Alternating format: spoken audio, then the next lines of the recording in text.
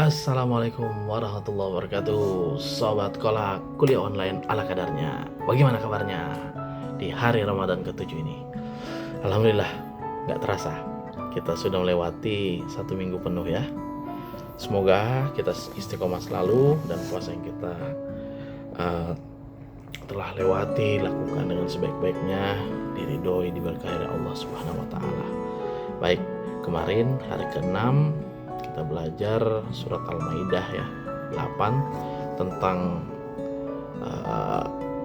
keadilan ya dalam bersaksi. Kita belajar dari kisahnya Aisyah radhiyallahu anha dan hadis ifk, hoax pertama dalam sejarah Islam, yang di akhir kita coba hubungkan dengan mata kuliah keamanan cyber, etika digital ya. Insya Allah hari ini kita masuk ke juz 7 dan saya akan coba bahas dengan tema besar terkait dengan analisis isi dan etika komunikasi. Jadi gabungan antara metodologi dan juga mata kuliah yang terkait dengan digital ya, politik digital. Nah, dan hari ini insya Allah juga kita akan bahas kisah, tapi tidak spesifik ya, kisahnya ini kisah seputar tentang para ahli hadis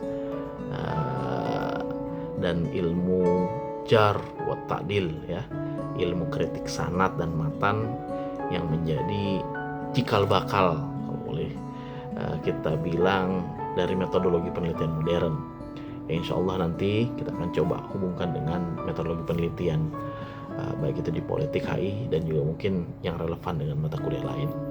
Nah, adapun ayat favorit saya hari ini adalah surat Al-Maidah ayat 83 yang berbunyi wa idza sami'u ma unzila ila rasul tara ayunahum tafidu minad dami mimma arafu minal haq yaquluna rabbana amanna faktubna ma'asy syahidin. Dan apabila mereka mendengarkan apa yang diturunkan kepada Rasul Muhammad SAW, engkau melihat mata mereka mencucurkan air mata disebabkan kebenaran yang telah mereka ketahui, yaitu dari kitab-kitab mereka sendiri. Lalu mereka berkata, ya Tuhan kami telah beriman, maka catatlah kami bersama orang-orang yang menjadi saksi atas kebenaran Al-Quran. Ayat ini turun tentang sekelompok orang Nasrani dan Habasyah, Ethiopia di era saat ini yang datang kepada Rasulullah. Ketika mendengar Al-Quran dibacakan, mereka menangis dan langsung beriman karena mereka mengenali kebenaran yang sesuai dengan kitab suci mereka. Tapi ada satu frasa kunci di sini, mimma arafu minal haqq, disebabkan kebenaran yang telah mereka ketahui. Artinya mereka sudah punya pengetahuan sebelumnya, punya kerangka acuan, punya standar kebenaran. Ketika mendengar sesuatu yang baru, mereka bisa membandingkan, menganalisis, dan akhirnya mengakui kebenaran. Inilah inti dari analisis isi dan verifikasi informasi. Kita tidak bisa menerima informasi mentah-mentah. Kita harus punya standar, punya metode, punya kriteria untuk menilai apakah suatu informasi itu benar atau tidak. Dalam tafsir Al-Misbah, Profesor Qori Shihab menjelaskan bahwa ayat ini mengajarkan pentingnya pengetahuan pra-pemahaman dalam menilai kebenaran. Orang yang berilmu akan lebih mudah mengenali kebenaran karena mereka punya alat ukur. Saudara-saudariku sekalian, lantas hadis apa yang sekiranya menjadi favorit dan relevan ya? Ini diriwayatkan oleh Abu Dawud dan juga At-Tirmizi. Nadarallahu imra'an sami'a minna hadithan fahafizahu hatta yuballigha farubba hamili fikhin ila man huwa afqahu minhu warubba hamili fikhin laisa bifaqih. Artinya Allah merahmati seseorang yang mendengar dari kaum suatu hadis, lalu ia menghafalkannya hingga ia menyampaikannya. Betapa banyak orang yang menyampaikan ilmu kepada orang yang lebih paham darinya. Dan betapa banyak orang yang menyampaikan ilmu padahal ia sendiri tidak paham. Hadis ini adalah fondasi dari tradisi intelektual Islam. Ada beberapa poin penting. Yang pertama, ada proses. Sami'ah, mendengar. Lalu hafizah, menghafal, memahami. Lalu yuballighah, menyampaikan. Ini adalah siklus transisi ilmu. Ya. Nah, yang kedua, ada kemungkinan bahwa orang yang menyampaikan ilmu ini memiliki ilmu yang lebih rendah pemahamannya daripada penerima. Tapi itu tidak masalah, karena menyampaikan ilmu tetap bernilai. Lalu yang ketiga, ada peringatan. Wa rubba hamili fikhin laisa bifaqih. Banyak orang yang membawa ilmu tapi tidak paham. Ini kritik keras untuk mereka para penyampai informasi yang asal-asalan. Hadis ini sesungguhnya mengajarkan etika komunikasi. Apa saja kita harus memahami dulu sebelum menyampaikan. Lalu kita harus menyampaikan dengan akurat, tidak mengubah makna. Dan yang terakhir, kita harus sadar bahwa ilmu itu amanah. Imam Al-Khatib Al-Baghdadi dalam kitabnya Al-Faqih wal Mutafaqih menjelaskan bahwa hadis ini menjadi dasar bagi ilmu mustalah hadis dan kritik sanad. Para ulama mengembangkan metodologi yang sangat ketat untuk memastikan keakuratan transmisi ilmu. Saudara-saudariku sekalian, lalu kisah apa yang sekiranya relevan? Saya yakin saudara-saudari sekalian pasti sudah bisa menebak, ya. Jadi kita akan coba masuk ke satu kisah yang relevan dengan dunia akademik dan metode penelitian. Apa itu? Kisahnya para ahli hadis dan ilmu jarh wa ta'dil. Apa itu ilmu jarh wa ta'dil? Jarh artinya melukai atau menggores, mencatat, ya. Yang dalam konteks ini berarti mengkritisi kelemahan para perawi. Ta'dil, ya, artinya menyatakan adil atau terpercaya. Jadi ilmu jarh wa ta'dil adalah ilmu untuk menilai kredibilitas para perawi hadis.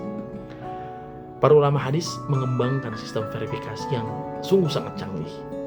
Jauh sebelum ilmuwan barat itu mengenal yang namanya source criticism.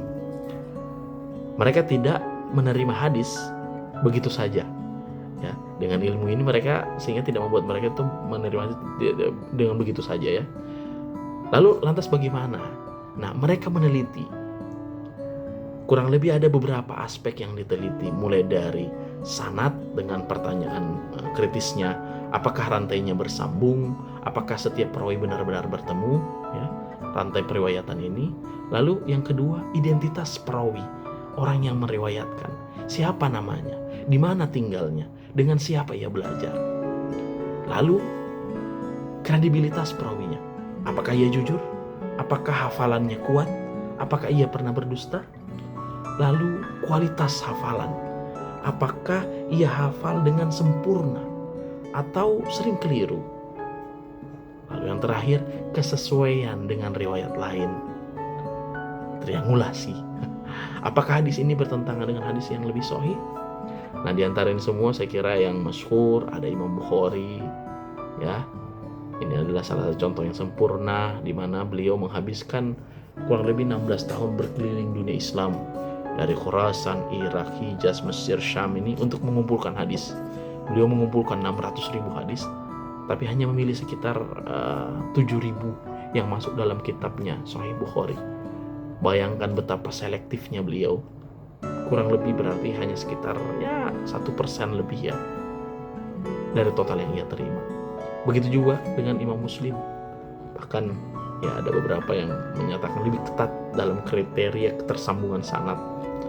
Ada juga Imam Ahmad bin Hambal yang dikenal sangat teliti hingga hafal 1 juta hadis berikut kritik perawinya. Nah, metodologi mereka, ya, Ya seperti yang tadi yang sedikit saya sampaikan, beliau-beliau ini mengembangkan kriteria yang begitu ketat untuk menerima sebuah hadis. Sanadnya harus bersambung, tidak boleh ada perawi yang hilang. Perawinya harus adil, dikenal jujur dan taat agama. Perawinya harus dhabit, hafalannya kuat, tidak mudah lupa. Tidak ada jaz, ya, tidak bertentangan dengan riwayat yang lebih kuat. Tidak ada ilat, tidak ada cacat tersembunyi. Bayangkan, mereka melakukan ini semua tanpa komputer, tanpa HP, tanpa database, hanya dengan hafalan dan catatan manual. Tapi insya Allah akurasinya luar biasa. Ya. Nah, sehingga lagi-lagi pelajaran apa yang bisa kita ambil? Ya. Satu, verifikasi itu wajib. Ya. Jangan terima informasi mentah-mentah. Kritik sumber itu ilmu. Ada metodologi untuk menilai kredibilitas. Dan konsistensi itu adalah kunci. Imam Bukhari butuh 16 tahun untuk satu kitab. Lalu kejujuran itu mutlak. Sekali dusta, riwayatnya ditolak selamanya. Dan yang terakhir, ilmu butuh pengorbanan. Bepergian ribuan kilometer untuk mencari satu hadis. Masya Allah. Nah, sekarang saudara-saudariku sekalian, kita coba hubungkan dengan mata kuliah metodologi penelitian yang saya kira, saya yakin saudara-saudari kalian ini sudah bisa menerka ya. Apa itu? Dalam metodologi penelitian kita belajar tentang source criticism. Yang tadi kita pelajari ini kritik sanad dan matan.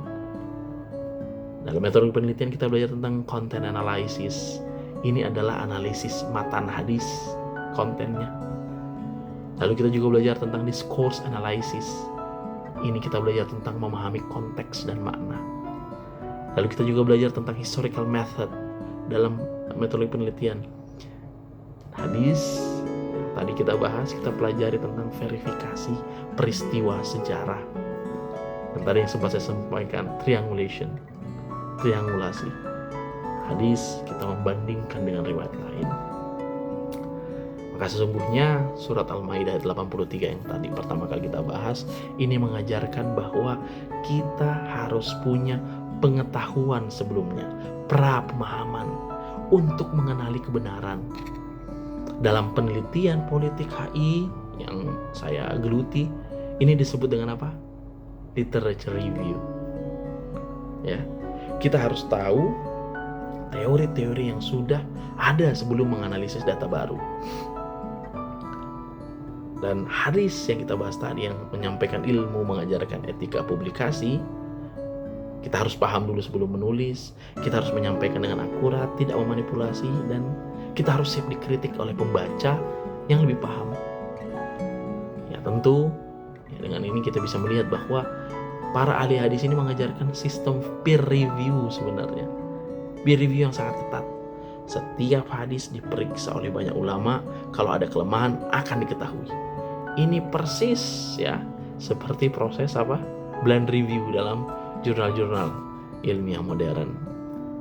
Nah, baik saudara-saudariku sekalian,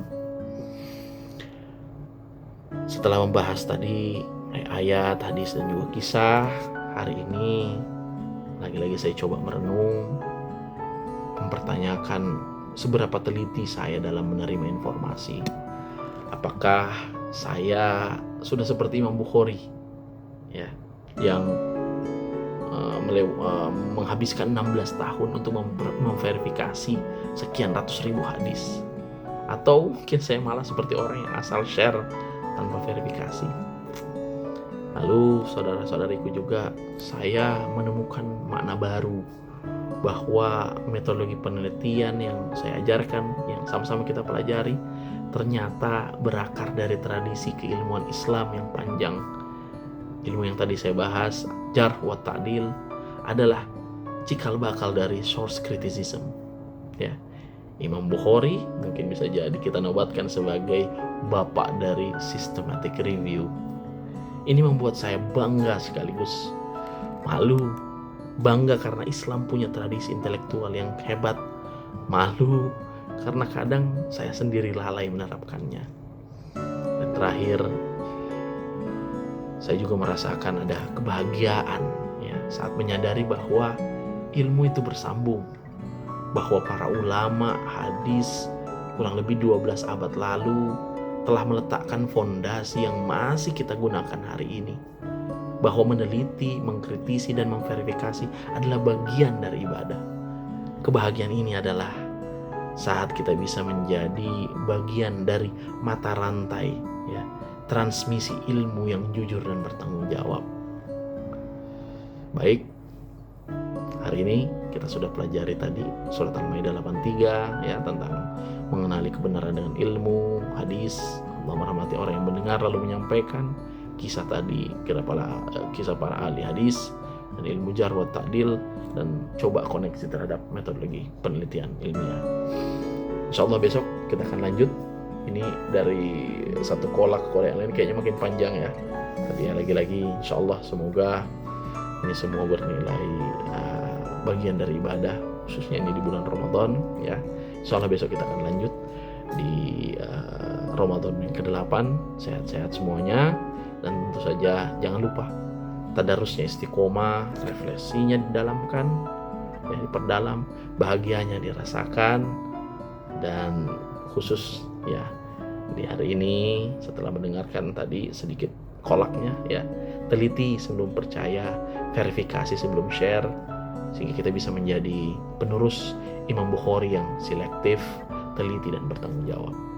Saya Ki Ulum, sampai ketemu besok. Wassalamualaikum warahmatullahi wabarakatuh.